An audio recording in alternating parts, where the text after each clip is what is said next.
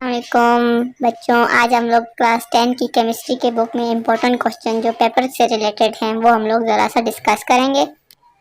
सारी बुक पे जो इम्पोर्टेंट टॉपिक्स हैं वो आपको मतलब लॉन्ग शॉर्ट क्वेश्चन में आ सकते हैं। तो हमारा फर्स्ट चैप्टर है केमिकल इक्विलिब्रियम।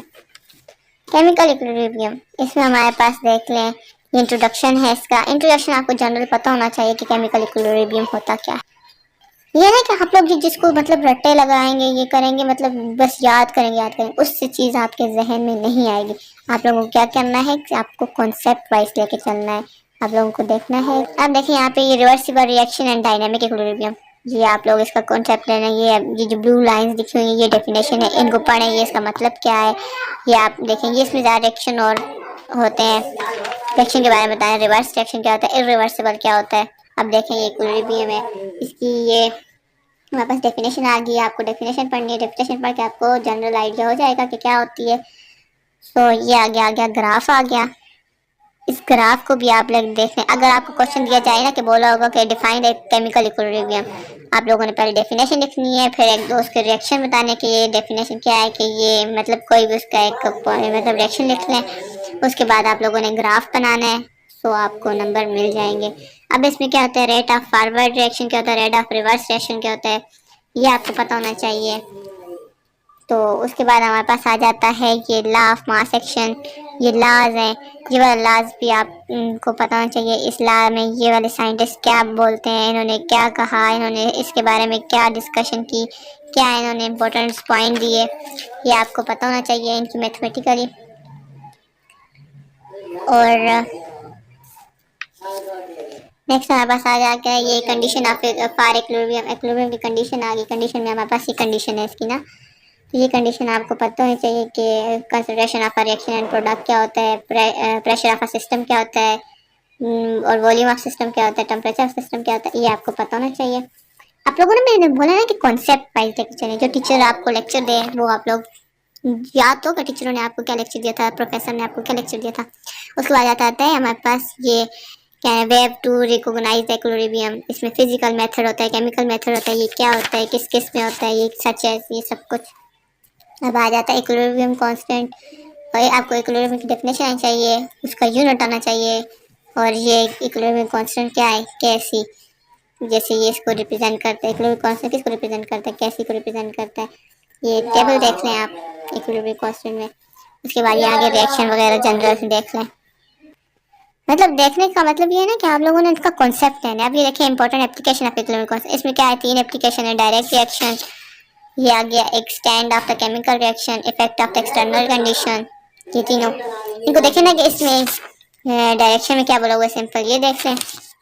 इसमें ये मतलब रिएक्शन देख लें, और इसमें भी जनरल डेफिनेशन ये जस्ट रीड आउट कर लें कि इसमें चेंज ऑफ प्रेशर होता है, टेम्परेचर होता है, कंस्ट्रक्शन ऑफ रिएक्टर होता है, ये चीज़ें पाई जाती हैं। ये इस तरह का जनरल देख लें। ये वापस फर्स्ट चैप्टर कंप्लीट हो गया। सेकंड पे आते हैं हम लोग, acid, base and salt. Acid और बेस और साल्ट क्या होता है। सबसे पहले आपको एसिड की डेफिनेशन पता होना चाहिए। एसिड एसिड क्या होता है, बेस की डेफिनेशन पता होनी चाहिए, फिर इनकी आपके पास इनकी प्रॉपर्टीज पता होनी चाहिए। ये प्रॉपर्टीज हो गया। और एसिड और बेस का कॉन्सेप्ट ये किस मतलब कितने साइंटिस्ट हैं, एक ही साइंटिस्ट हो गया, इसने दिया था। दूसरा क्या है, इसकी लिमिटेशन, इसकी क्या लिमिटेशन दी थी।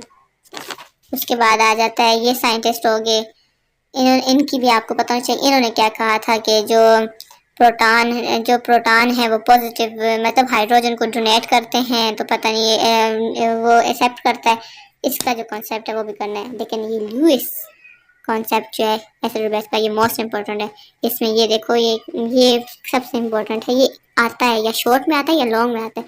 इसका ये कॉन्सेप्ट दिया था। फिर उसने कहा था अगर एसिड होगा, एसिड स्पीड से होगी आयन में, तो वो एक्सेप्ट करेंगी पेयर ऑफ इलेक्ट्रॉन को, दूसरी क्या करेंगी, डोनेट करेंगी बेस में होंगी। तो ये इजी भी और हो भी जाएगा। इसका थोड़ा सा आपको मैथमेटिकल ये मतलब रिएक्शन आने चाहिए।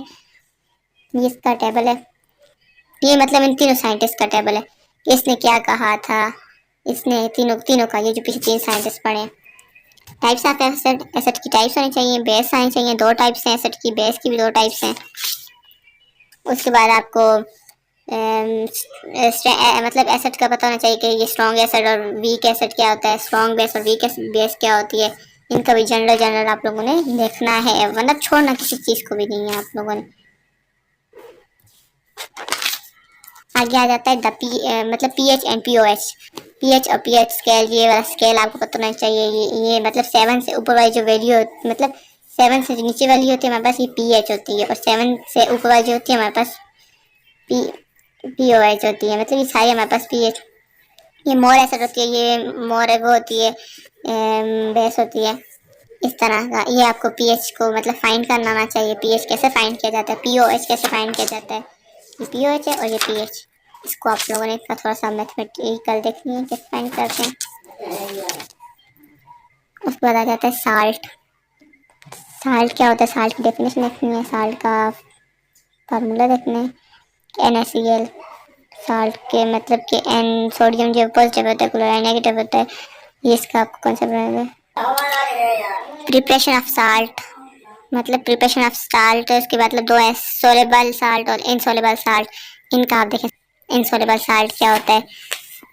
इसके बाद ये मतलब आगे इनके रिएक्शन वगैरह है ना, ये मतलब ये भी रिएक्शन है, ये मतलब रिएक्शन दिए हुए हैं। आप कोई भी एक सोलेबल में एक लिख लें और इनसोलेबल में भी एक रिएक्शन लिख लें। अब साल्ट की टाइप आ जाती है, न्यूट्रल साल्ट हो गया, एसिड साल्ट, बेसिक साल्ट। इनका आपको पता होना चाहिए। न्यूट्रल साल्ट में आप लोग ये रिएक्शन लिख लें। एक एक रिएक्शन मतलब हर उसके साथ ना है डेफिनेशन के साथ आपको रिएक्शन जिसमें दिया हुआ ना वो रिएक्शन आपको है, क्योंकि केमिस्ट्री जो है वो रिएक्शन पे बेस करती है, वो केमिकल पे बेस करती है, वो जो है वो एलिमेंट पे बेस करती है। तो ऐसे अब आपके पास अगला नेक्स्ट चैप्टर आ जाता है ऑर्गेनिक केमिस्ट्री।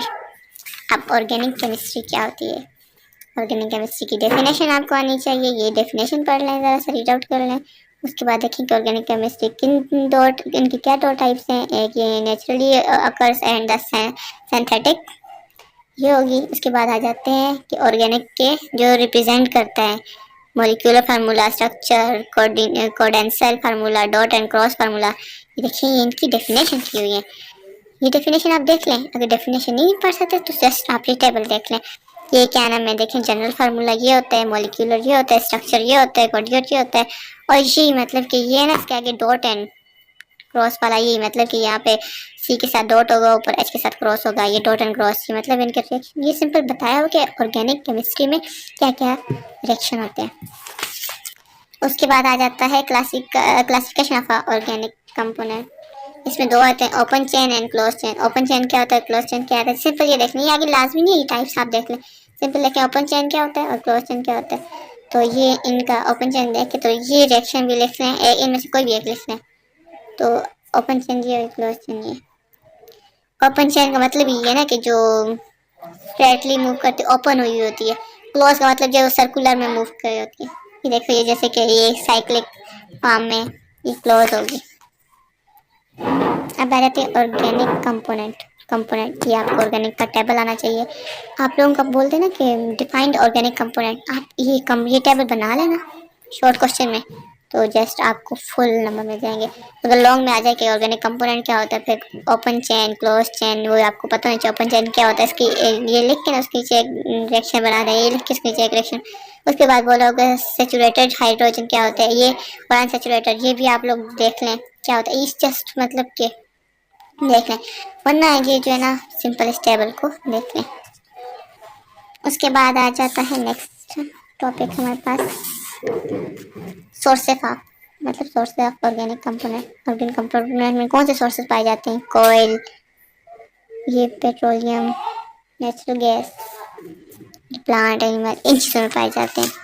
ये मतलब सब नाम है ना, तो आप लोग सोर्सेस का ये टेबल देखिए। टेबल ये दिया हुआ ना कि ये टेबल मस्ट होगा। अगर कोई शॉर्ट क्वेश्चन आपको आ जाता है ना, जैसे कि बोल देते हैं कि साल्ट इट्स टाइप, सबसे पहले साल्ट की आप लोगों ने डेफिनेशन लिखनी पड़ेगी। उसके बाद उसकी टाइप्स की हेडिंग देगी, मतलब टाइप्स लिख के उसके नीचे ऐसे एरो लगा के first type, second type, third type ये लिख के ना, इसके भी आपको पैटर्न के नंबर मिलेंगे। अब आ जाते हैं अल्कलाइन एंड मतलब अल्कलैन एंड अल्कलाई रेडिकल। तो अल्कलैन इसकी डेफिनेशन बतानी चाहिए, इसका फार्मूला पता होना चाहिए कि ये क्या होता है। ये मतलब केमिस्ट्री रिएक्शन पे मैंने बोला है ना बहस करती है। सो ये मतलब इनको जनरल देख लें। ये सारा functional group most important.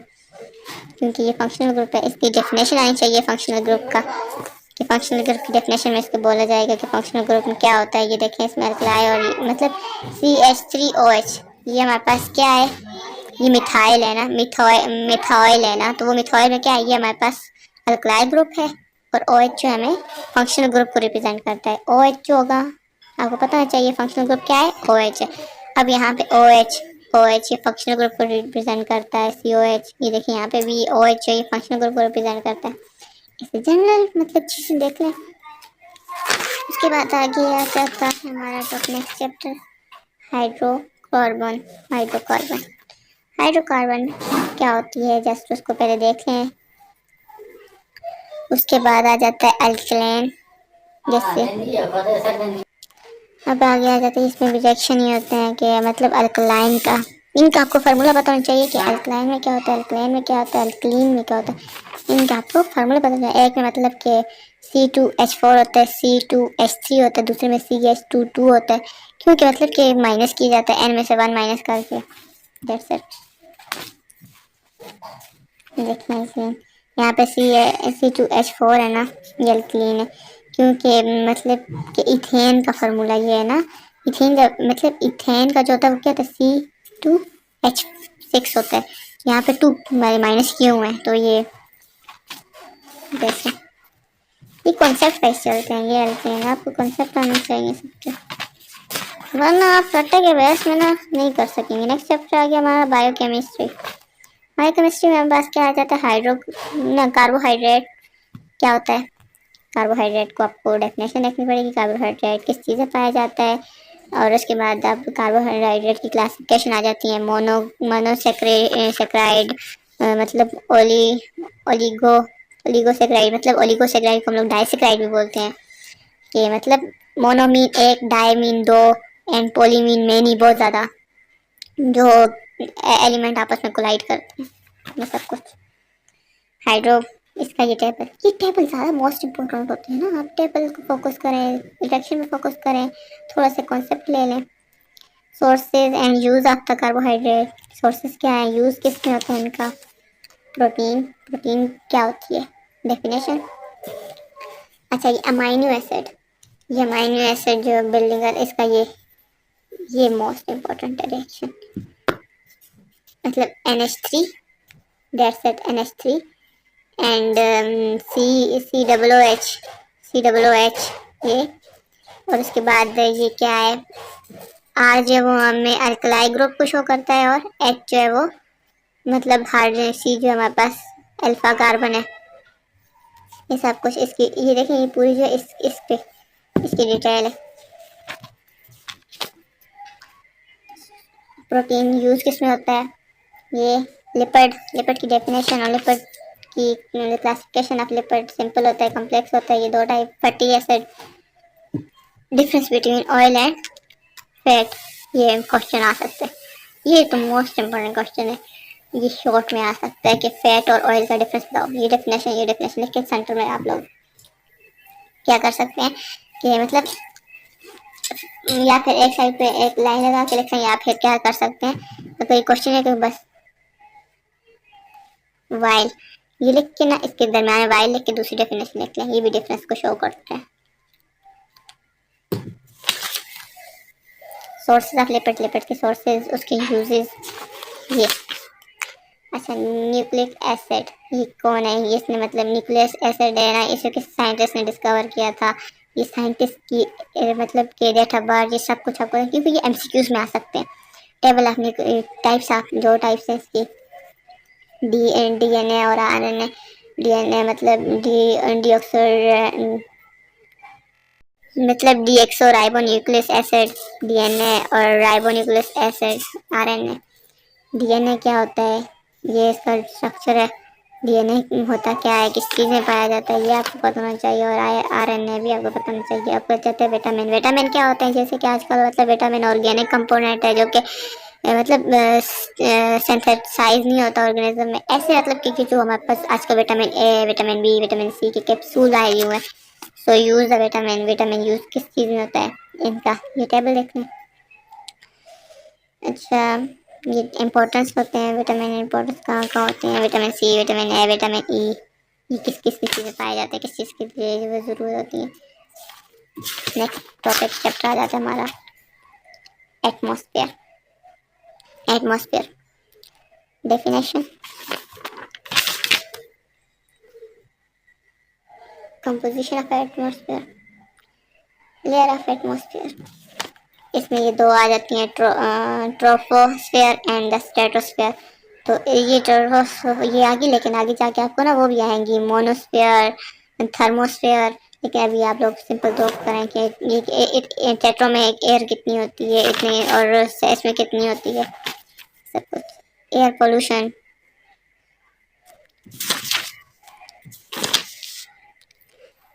Effect of air pollution, ये टॉपिक। एसिड मतलब एसिड रैन इफेक्ट, एसिड रैन मतलब कि जब वो रैन आती है उसमें कितना एसिड होता है, पीएच कितनी होती है, ये आपको मैथमेटिकली ये इसकी रेंज आपको पता होनी चाहिए। ये हमेशा 5.6 होगी, 26.0, लेकिन ये एमसीक्यूज में भी आ सकती है और ये क्वेश्चन भी हो सकता है कि define the pH of acid rain में पीएच की वैल्यू बताएं। ये शॉर्ट क्वेश्चन में भी आ सकता है।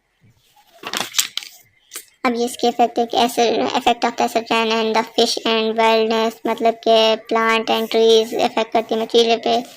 ये आपको कौन सा ह्यूमन सॉइल कैसे, मतलब एसिड रैन आती है जबकि मतलब रेन होती है तो उसमें से मतलब जब बारिश होती है ना, कोई कोई मौसम की वजह से उसमें एसिड पाया जाता है। एसिड की वजह से जैसे आप लोग देखोगे बिल्डिंग पे जैसे बारिश लगती है तो उनके जो है ना मटीरियल जो वो निकलना स्टार्ट, मतलब उतरना स्टार्ट हो जाता है, मतलब उनमें छोटे छोटे होल बन जाते हैं। अब जैसे प्लांट पे आप लोग देखोगे दरख्तों के पत्तों पे छोटे छोटे होल्स होते हैं, वो किस वजह से होते हैं, बारिश की वजह से, बारिश में एसिड होता है। अब ये ओजोन डिप्लेशन की वजह से ग्लोबल वार्मिंग। नेक्स्ट टॉपिक है वाटर। वाटर में हमारे पास ये वाटर का आपको फार्मूला पता होना चाहिए, वाटर का रिएक्शन आपको पता होना चाहिए, इम्पोर्टेंस ऑफ वाटर, ये आप ये आयत देख लें और ये थोड़ी सी इम्पोर्टेंस देख लें।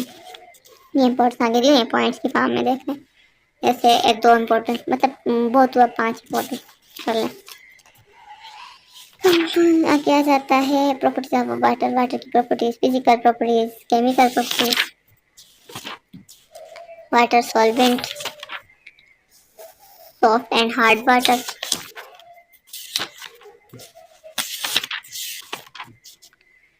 वाटर ब्रॉन डिजीजेस, ये बताया हुआ है डिजीजेस क्या होती हैं, ये सब कुछ वाटर से।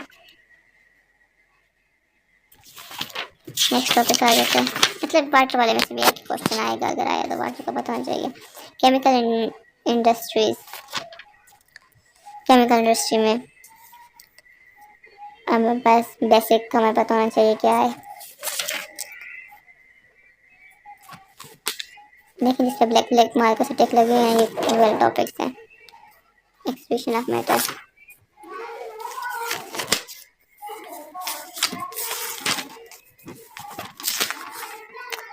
मैन्युफैक्चर ऑफ यूरिया, ये पेट्रोलियम इंडस्ट्रीज। नेक्स्ट टॉपिक हमारा बस चैप्टर, ये बुक खत्म होगी। अब इसमें देखें आप लोगों को ये इंपॉर्टेंट टॉपिक आपको समझ आ गई। आप लोगों को केमिस्ट्री में सिर्फ जनरल कॉन्सेप्ट लेने हैं, कॉन्सेप्ट वाइज, और ये रिएक्शन वगैरह देखने हैं। ये पीएच वाला क्वेश्चन, पीएच और पीओएच, ये एक न्यूमेरिकल भी आ सकता है और ये एक क्वेश्चन भी आ सकता है शॉर्ट। ये पीएच ये वाला मोस्ट इम्पोर्टेंट है, और साल्ट का पता होना चाहिए, जनरल चीज़ें सब। सो आई होप आप लोग इससे अंडरस्टैंड करेंगे।